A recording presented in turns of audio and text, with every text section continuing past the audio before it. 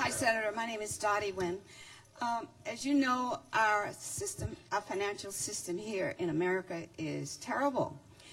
What do you propose to do? I know you're going to fix it because you're going to be there and you're going to win in November and January's one, and I know you're going to do that. But we can't continue to bail out Wall Street. We owe so much money to the foreign governments and foreign banks, and the housing industry, everything is going down. So what specifically will you do to help us regain our financial status here?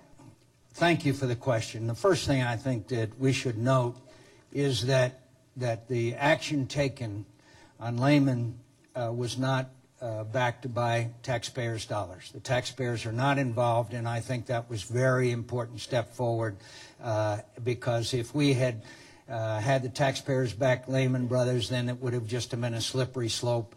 And so unlike Bear Stearns, that first one, there is no taxpayers' money at risk. I just an hour or so ago, talked to Secretary Paulson about this. As I mentioned earlier in my remarks, the regulatory system is broken. It was designed for the days in the stock market when they used to hold up cards and they would yell back and forth at each other. Now the global economy is instantaneous. Around the world as trading goes on. So we've got to catch up the regulatory bodies to make sure that there is the proper oversight and regulation and transparency. That is vital. That is vital. Finally, I think we have to look at the root cause of this problem as it began, and that was the housing market. And the housing market, as you know, is still not continued its descent in home values. And so I think that the real turnaround will be when that shakes out and we begin to allow people to stay in their homes, be able to have a future that they know that the value of their home will gradually increase, and they'll be able to realize the kind of future in their lives that they deserve and need. Now, I have proposed strongly and will continue to propose that we allow a homeowner to go down and get a 30-year FHA guaranteed mortgage at the value of their home so that they can stay in their homes. And I think that is a vital part. Now,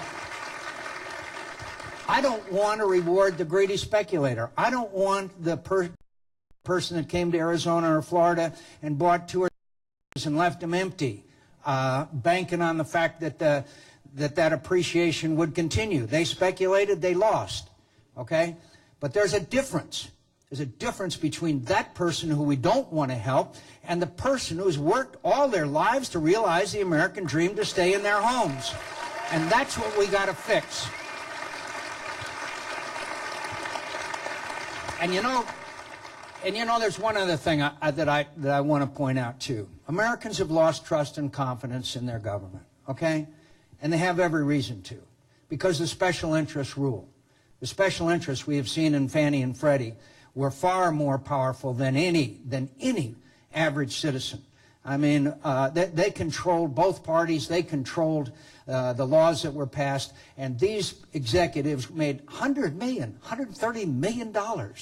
Meanwhile, they were practicing in a way that we have now all seen the consequences of. So. Well, we can never let that happen again. We can never let it happen again, so we're going to have to fix this system and restore confidence and trust on the part of the American people that the government is working for them and not for the special interest. And that's what I believe that Governor Palin and I can do. And thank you for the question, and there's a lot more to the answer, but I thank you for the question.